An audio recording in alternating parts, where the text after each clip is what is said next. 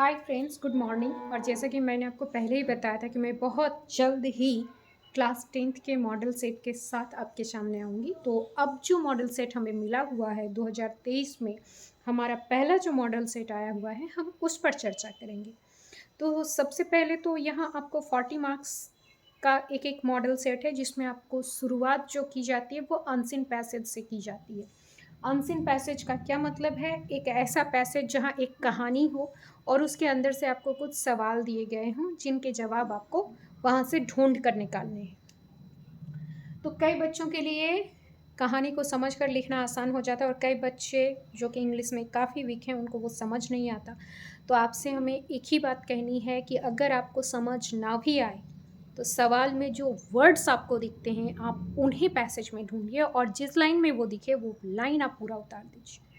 ये उनके लिए है जिनसे इंग्लिश बिल्कुल भी नहीं हो सकता, या जो ये मान के बैठें कि हमसे इसका एक भी सवाल नहीं बनेगा। ये एक ट्रिक्स है, इसको आप जान के रखो।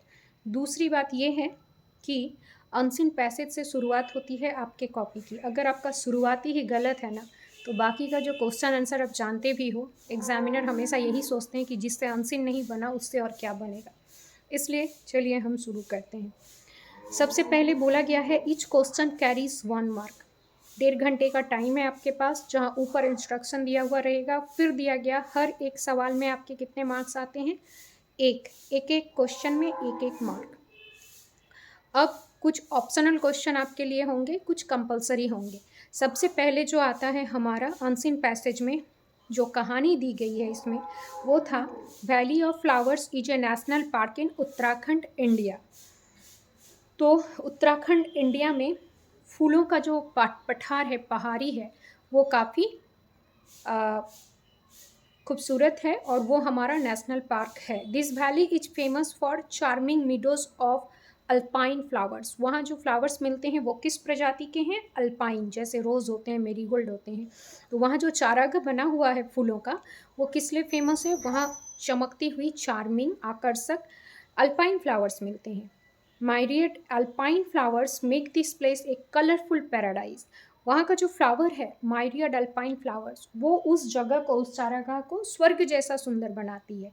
This beautiful valley is also a world heritage site with its pristine beauty and mystical surroundings which attracts nature lovers, photographers and botanist. तो ये जो वैली है, ये जो घाटी है फूलों का, वो क्या है? एक वर्ल्ड हेरिटेज की मान्यता प्राप्त जगह है, जहाँ पे पूरे देश विदेश से लोग आते हैं। और क्या करने आते हैं? इसकी जो खूबसूरती है उसको कैच करने आते हैं। कुछ फोटोग्राफर्स आते हैं, कुछ नेचर लवर्स, नेचर लवर का मतलब जिसको प्रकृति से प्रेम हो, और कुछ बोटनिस्ट, फूल पौधों की स्टडी करने वाले बोटनिस्ट कहलाते हैं। Valley of flower is bifurcated by Pushpavati river. और वहाँ पे जो फ्लावर का वैली है ना, वहाँ पे वो उपजाऊ कहाँ से बनती है?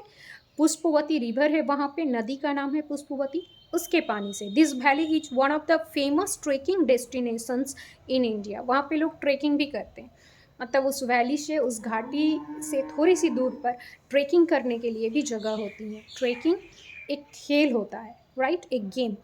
The valley of flowers is 3 kilometre climb from Ghangaria. एक घघरिया नाम का जगह है, वहाँ से वो घाटी 3 किलोमीटर की दूरी पर है। ये डिस्टेंस आपको बताया गया ताकि कोई भी वहाँ जाए घघरिया, तो वहाँ से उसको डिस्टेंस का पता रहे। One can not stay at that valley of flowers, therefore Ghangaria remains and ideal place to relax and sleep. कोई भी घाटी पर नहीं रह सकता, इसीलिए घघरिया वहाँ पे सबसे नज़दीक है, जहाँ पे लोग रिलैक्स के लिए रहते हैं और वहीं पे अपना नाइट स्टे करते हैं। The valley is covered with snow for most of the year. पूरा साल मैक्सिमम टाइम पे वो वैली स्नो से ढका हुआ होता है। It opens on 1 June every year for visitors. जून के 1 तारीख से वो वैली खोल दिया जाता है ताकि विजिटर्स वहाँ आए और उसे एंजॉय करें। अब जो भी पैसेज आपको मैट्रिक के एग्ज़ाम में ऐसे दिए गए, उसमें जो सवाल रहेंगे एक एक नंबर के रहेंगे, और वो लाइंस आपको इस पैसेज से ढूंढना है। जैसे the valley of flower is in, option दिए गए हैं झारखंड, उत्तराखंड, बिहार, राजस्थान। आपको क्या लिखना है? The valley of flower is in Uttarakhand. Why is this valley famous for?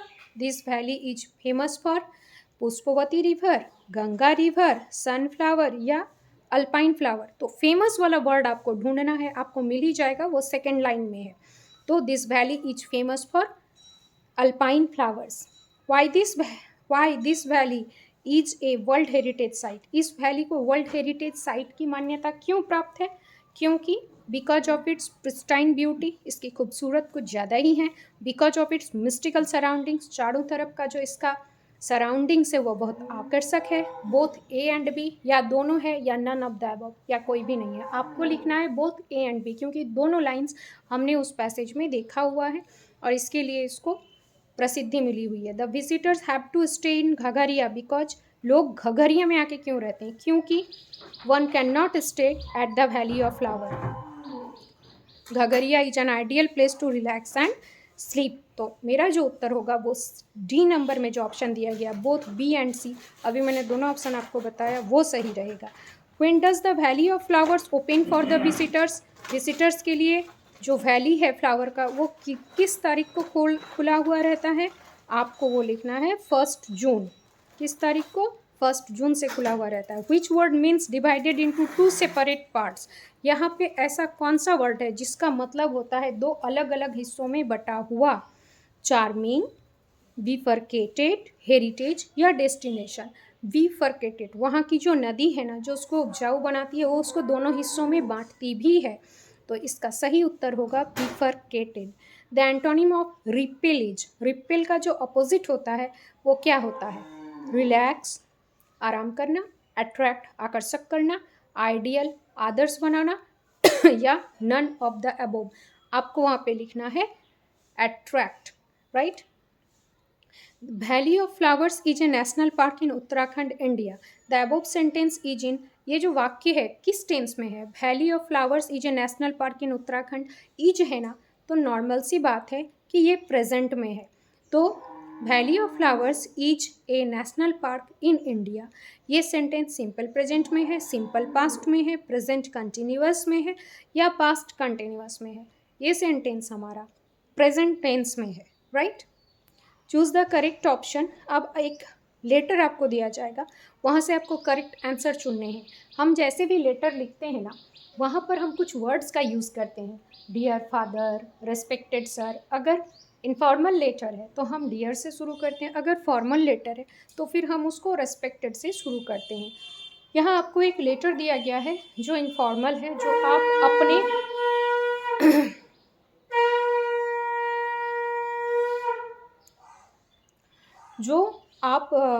अपने भाई को लिख रहे होते हैं।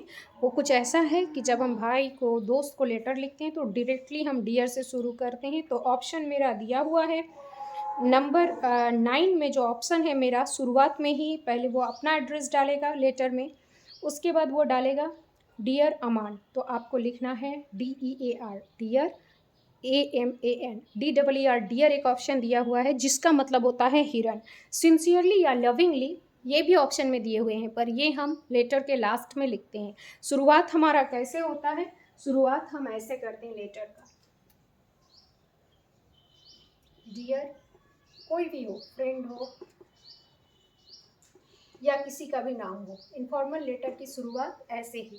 उसके बाद हमारा दिया हुआ है I am very dash to know that you have got first position in the 10th board. I am very happy, क्योंकि उसने 10th बोर्ड में पहला पोजीशन लाया, तो ये खुशी की बात है, इसलिए हम वहाँ पे लिखेंगे आई एम वेरी हैप्पी। हम सैड, एंग्री, डिसअपॉइंटेड तीनों चीज़ नहीं लिखेंगे, क्योंकि तीनों चीज़ क्या दर्शाती हैं कि हम उदास हैं। जबकि 10th बोर्ड में अमन ने अच्छा रिजल्ट किया तो हमें वहाँ हैप्पी डालना है। तो यहाँ जो हमारा ऑप्शन है जहाँ पे उसने खाली छोड़ा, I am very dash to know that you have got first position in your final exam, तो हमको वहाँ लिखना है हैप्पी, राइट। उसके बाद हमारा तीसरा क्वेश्चन आता है, your dedication and hard work has dash with us. तुमने जो डेडिकेशन किया, हार्ड वर्क किया, वो इज क्राउंड विथ सक्सेस। तो यहाँ पे बोला जा रहा है कि तुमने जो डेडिकेशन और तुमने जो समर्पण किया, जो मेहनत किया, वो तुम्हारी सफलता पर शिखरित हो रहा है, मुकुट बनकर। क्राउन का मतलब होता है मुकुट बनना, शिखर होना। तो जो तुमको आज ताज मिला हुआ है ना सक्सेस होने का, वो तुम्हारे डेडिकेशन की वजह से। इसीलिए यहाँ ऑप्शन जो given, failed, crowned, none of these. None of these मतलब कोई भी नहीं, गिवन मतलब देना। जो यहाँ इससे भी ज़्यादा जो क्राउंड है, सक्सेस का जो एक क्राउन होता है, इसीलिए यहाँ पे क्राउंड होना ज़्यादा परफेक्ट है। उसके बाद बोला जा रहा है योर सक्सेस डैश मी, तुम्हारी सफलता ने मुझे क्या किया, एंड गिव्स मी इंस्पिरेशन, और मुझे इससे इंस्पिरेशन मिली, प्रेरणा मिली। तो तुम्हारी सक्सेस ने, अब हम ऑप्शन देखते हैं, डिस्करेज किया, हतोत्साहित किया मुझे, इनकरेज किया, उत्साहित किया, जेलस फील करवाया, या फिर हेट। तो हमारा सही उत्तर होगा इनकरेज। तुम्हारी सफलता ने, तुम्हारी सक्सेस ने, your success encourages me, fill in the blanks में 13 नंबर का जो क्वेश्चन है वहाँ पे इनकरेज होगा, and gives me inspiration. I am very proud of you, hope you will get similar success in future also. उसके बाद फिर से एक लास्ट वाला ब्लैंक आ रहा है, योर डैश फ्रेंड। ऑप्शन आपके पास बहुत सारे रहेंगे। यहाँ पे ऑप्शन दिया गया लविंग, लविंगली, फेथफुल्ली, ओबेडियंटली। ओबेडियंटली और फेथफुल्ली हम फॉर्मल लेटर में ऑफिसर के पास, प्रिंसिपल के पास यूज़ करते हैं। लविंग और लविंगली, ये दो चीज़ आपको ध्यान रखना है, सिंसियर और सिंसियरली, लविंग और लविंगली। ये आपको कहाँ लिखना है, जहाँ पर फ्रेंड है ना, your dash friend, your dash brother, your dash sister, वहाँ पे आपको LY नहीं जोड़ना है, आपको लविंग, सिंसियर, लवली, ये सारे लिखने हैं।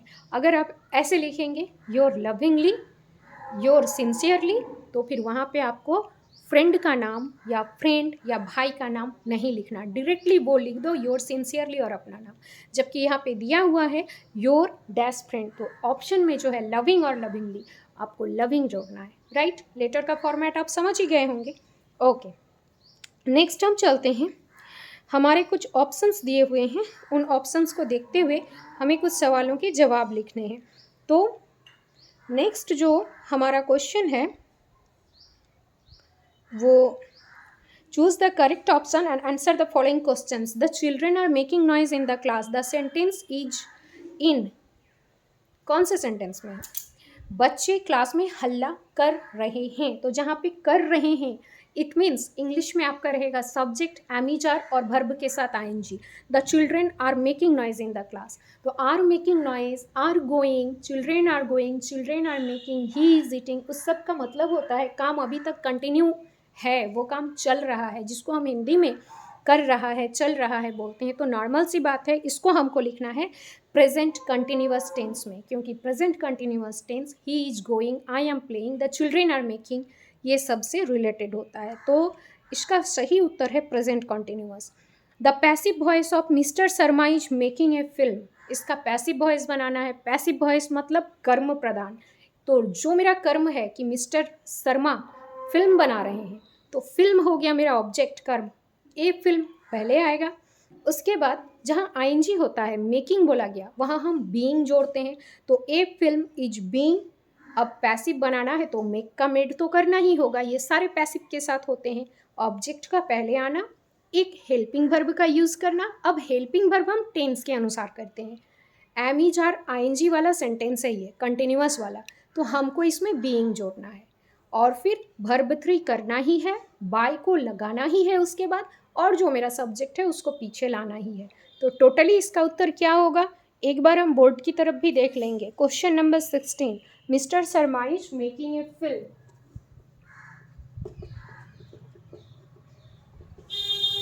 Mister Sharma is making a film,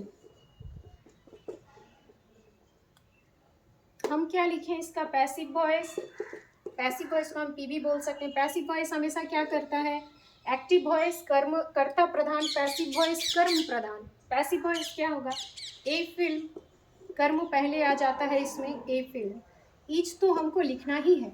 अब एक काम करना है, क्योंकि पैसिव हमेशा जो मेरा मेन वर्ब है बनाना, उसका वो वर्ब 3 ही लिखेगा, पैसिव में और कोई वर्ब फॉर्म चलता ही नहीं है। तो क्या करना होगा, मेकिंग का ING हटाने के लिए हम एक बीइंग जोड़ते हैं।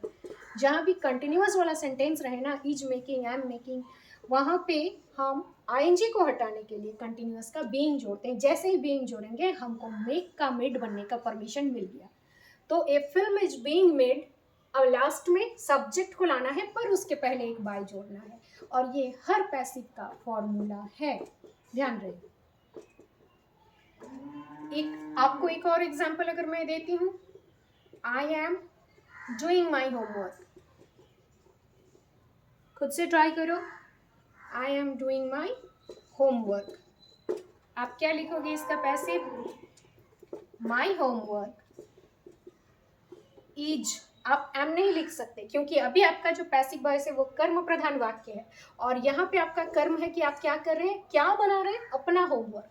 आपका माई होमवर्क पहले आया, ऑक्सिलियरी वर्ब बैठाना होगा, कंटिन्यूअस टेंस है, एम नहीं बैठा सकते माई होमवर्क के साथ, इज बैठेगा, तो माई होमवर्क इज। अब आईएनजी हटाने के लिए बीइंग, इज बीइंग, डू का वर्ब 3 डन, और बाय लगा के हम क्या लिखेंगे, आई के लिए मी लिखते हैं, ही के लिए सी लिखते हैं, मिस्टर शर्मा के लिए मिस्टर शर्मा ही लिखेंगे, पर आई के लिए मी, ही के लिए हिम, सी के लिए हर, राइट, वी के लिए अस, तो बाय लगा के आई को हम मी में चेंज करते हैं, राइट। उसके बाद जो सवाल है मेरा वो है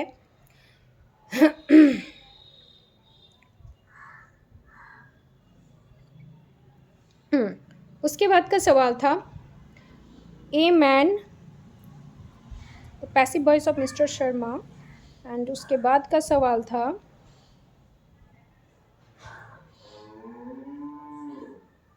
who wrote this letter, who wrote this book, sorry who wrote this book.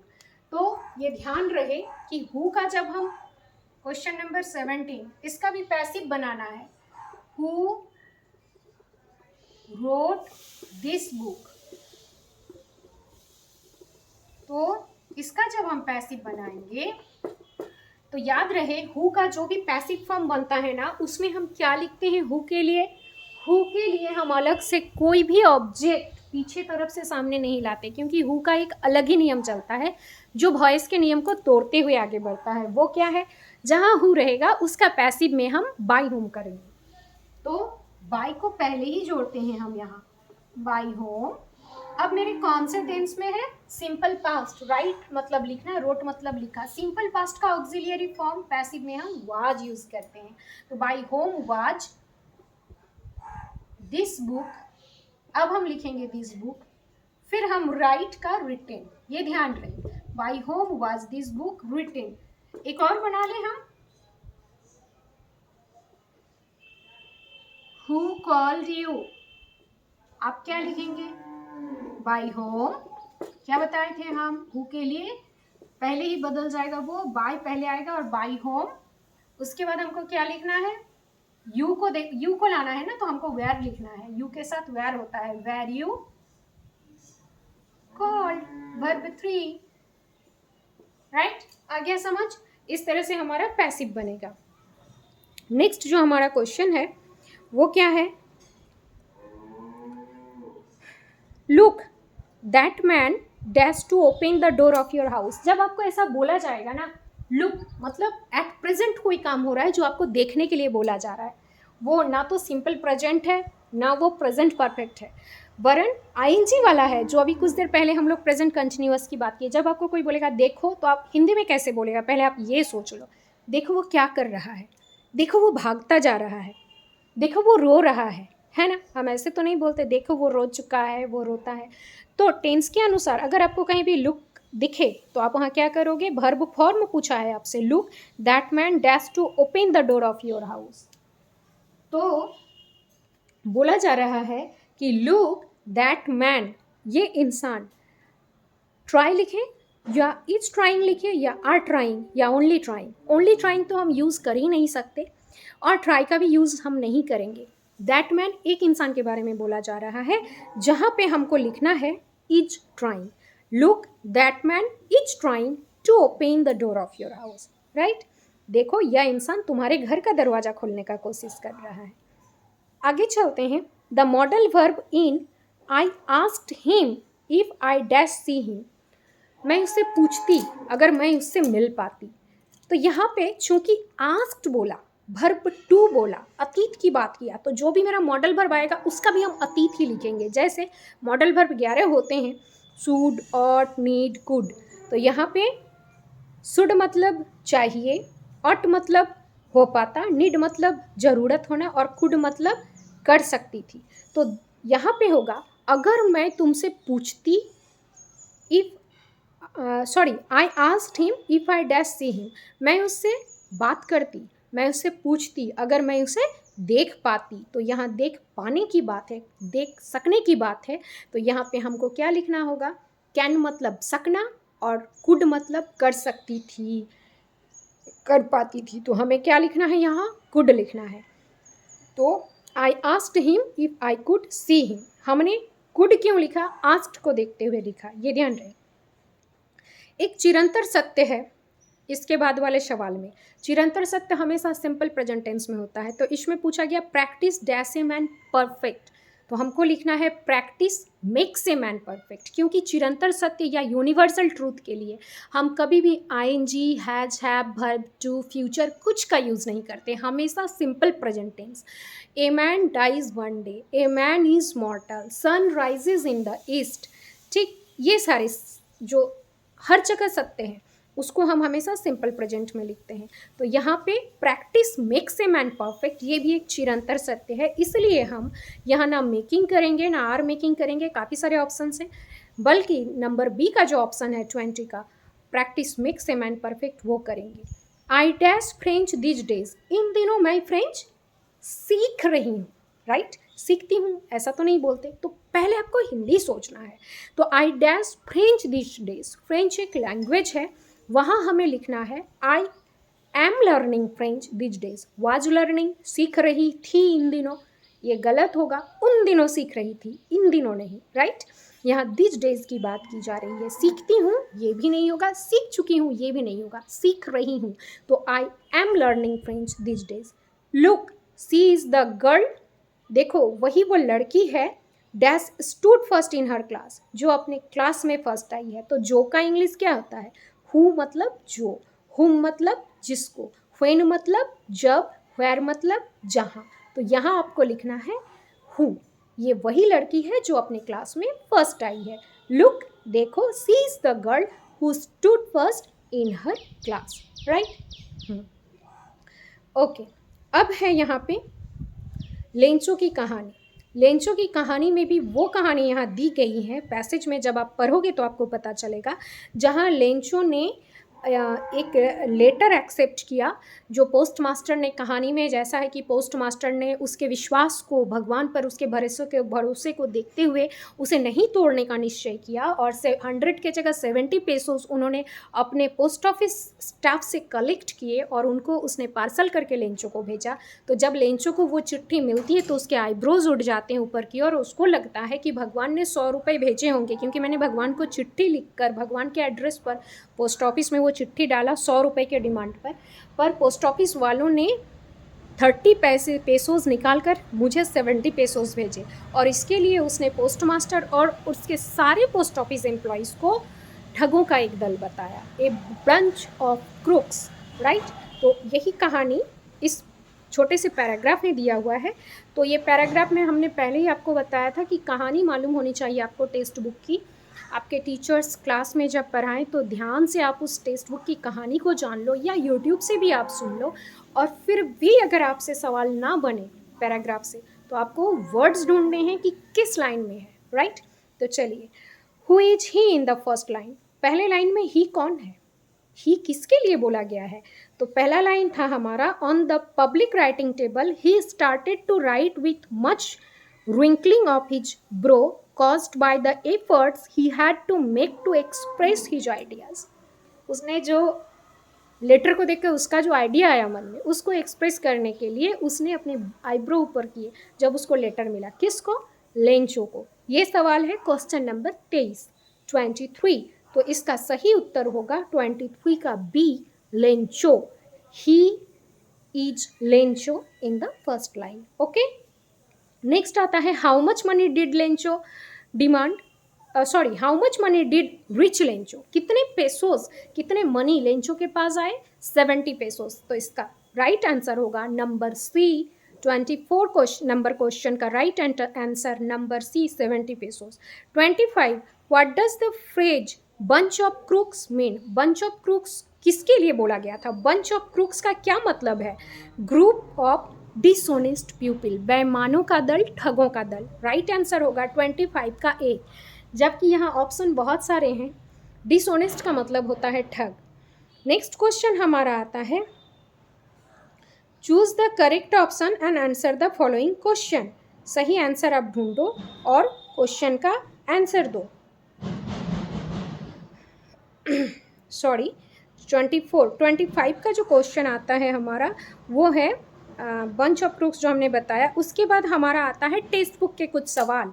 Who is the author of from the diary of Anne Frank? Anne Frank का जो स्टोरी था वो एक बायोग्राफी था, एक ऑटोबायोग्राफी था जिसको एन फ्रैंक ने खुद लिखा था। तो नॉर्मल सी बात है, ऑटोबायोग्राफी मतलब जब कोई राइटर अपनी ही जीवनी को अपने हाथों से लिखे। तो इसके राइटर कौन थे? एन फ्रैंक खुद थी। सवाल में ही हमारा उत्तर छिपा है। From the diary of Anne Frank, इसकी राइटर थी एन फ्रैंक। 27 का क्वेश्चन है, who did Maddie think would win the contest? ये वांडा की कहानी से ली गई है, द 100 ड्रेसेस। वहाँ पे जो मैडी कैरेक्टर थी वो क्या सोच रही थी कि कौन जीतेगी? तो मैडी और पेगी फ्रेंड थे और पेगी बहुत धनी थी। तो जब कॉस्ट्यूम का कंपटीशन हुआ स्कूल में तो उसको लगा उसके पास काफ़ी पैसे हैं और सबसे ज़्यादा प्रेजेंटेशन शायद पेगी ही दे पाएगी। उस हिसाब से उसको लगा कि पेगी ही कंपटीशन की विनर बनेगी। तो उत्तर क्या रहेगा? C. What risk did the pilot take? Pilot ने कौन सा रिस्क लिया? पायलट ने A missing his breakfast, number A, उसने ब्रेकफास्ट मिस हो जाएगा इस चीज़ का रिस्क लिया। Flying back to Paris, Paris जाने का रिस्क लिया। Flying the old Dakota straight into the storm, उसने स्टॉर्म के अंदर से होते हुए अपने प्लेन को, पुराना जो उसका नाम था, पुराना डेकोटा जो उसके प्लेन का नाम, उसको पार करने का रिस्क लिया, या फिर उसने कोई रिस्क ही नहीं लिया? सही उत्तर है आपका number C, flying the old Dakota straight into the storm, क्योंकि वो स्टॉर्म के अंदर जा चुके थे। What was the immediate reaction of the postman seeing the letter? जब पोस्टमैन के पास लेटर जाता है लेंचो का, जो उसने भगवान के एड्रेस पर लिखा हुआ होता है, तो उनका रिएक्शन कैसा था? उन्होंने काफ़ी रोया, क्राइड, या फिर काफ़ी हंसा मन भर के, loved whole heartedly, felt sad, वो उदास हो गए, या फेल्ट हैप्पी, खुश हो गए? तो ऑप्शन बी, क्योंकि कोई भी भगवान को लिखता है और किसी को वो चिट्ठी मिलती है तो हंसी की बात होती है, इसलिए love whole heartedly. What was a man's obligation in life? इंसानों का जो ऑब्लिगेशन होता है, आपत्तियाँ होती हैं, उनका किन के प्रति होती हैं? कुछ जिम्मेवारियाँ जो होती हैं उनकी किन के प्रति होती हैं इंसानों की? फैमिली के प्रति, प्यूपिल के प्रति, both A and B, none of these. तो इसका सही उत्तर होगा कि जो भी ऑब्लिगेशन आपके होते हैं, एक जिम्मेवारी, एक देख रेख करने की जो आपके दायित्व, वो पहला होता है आपकी फैमिली के प्रति, दूसरा होता है आपके सराउंडिंग्स, लोगों के प्रति। तो option C, both A and B, ये मंडेला से लिया गया है। What does Amanda consider herself? Amanda खुद को क्या समझती है? एन ऑर्फन, एक अनाथ बच्ची। ये अमांडा की कहानी से है, जहाँ पे उस पर काफ़ी रोक टोक लगाए जाते हैं, तो खुद को वो समझती है कि काश मैं एक ऑर्फन होती। What risk did the pilot take? हो चुका ये, पायलट ने रिस्क लिया, flying the old Dakota straight into the storm. The baker और the bread seller of those days had a peculiar dress. Baker या ब्रेड सेलर एक तरह का ड्रेस पहना करते थे, उस ड्रेस का क्या नाम था? कबाई, ध्यान रहे। Question number 32, A baker from Goa. Question number 33, in which country tea was drunk first? कौन से देश में चाय पहली बार पिया गया? चाइना। इसका सही आंसर होगा number B, China. What type of man was Griffin? Griffin किस टाइप के इंसान थे? ब्रिलियंट साइंटिस्ट थे वो, लॉलेस पर्सन थे, कानून को नहीं मानते थे, बोथ ए एंड बी, दोनों थे, या फिर डी, फ्रेंडली थे? इसका सही आंसर होगा both A and B, right. What did the thief use to change every month? चोर हर महीने क्या कर रहा था, क्या चेंज कर रहा था? अपना नाम, अपना घर, अपना कार, या कुछ भी नहीं, नन ऑफ द अबव। इसका सही आंसर होगा हिज नेम, वो हर महीने अपना नाम चेंज करता था क्योंकि वो एक चोर था। Who is the writer of a triumph of surgery? Triumph of surgery के जो राइटर थे वो कौन थे? Mrs Pumphrey, James Herriot, Ruskin Bond, Mulkraj Anand. तो इसके जो राइटर थे ना, वो खुद अपने आप को इंट्रोड्यूस करके कहानी शुरू किए थे, आई, और वो कहानी बता रहे थे वो डॉक्टर, इसलिए इसका सही आंसर होगा जेम्स हेरियट, जो डॉक्टर थे। हु वाज ऑसेबल, ऑसेबल कौन थे? जासूस वाले कहानी में, मिडनाइट विजिटर में, policeman, secret agent, none of the above, या फिर राइटर। तो आपको यहाँ लिखना है secret agent, right. Horace Danby liked, Horace Danby क्या पसंद करते थे? रीडिंग एक्सपेंसिव बुक्स, वो कॉस्टली बुक्स खरीदना, उनको पढ़ना पसंद करते थे, इसके लिए वो साल में एक बार चोरी भी किया करते थे।